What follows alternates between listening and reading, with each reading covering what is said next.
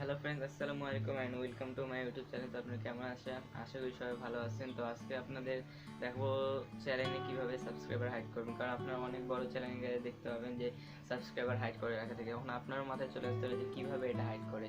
তো আপনাদের এটা আজকে ফুল দেখাই দিব।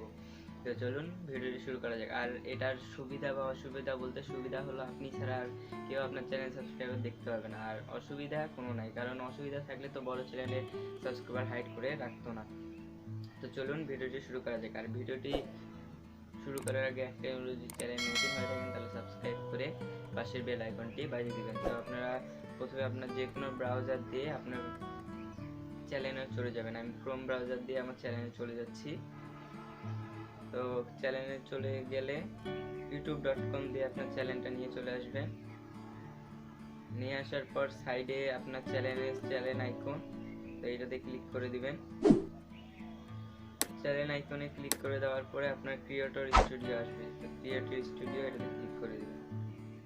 এটাতে ক্লিক করার পর আপনার চ্যানেলে চলে আসবে। তারপর এই সাইডে দেখেন লেখা আছে চ্যানেল, তো এটাতে ক্লিক করে দিবেন।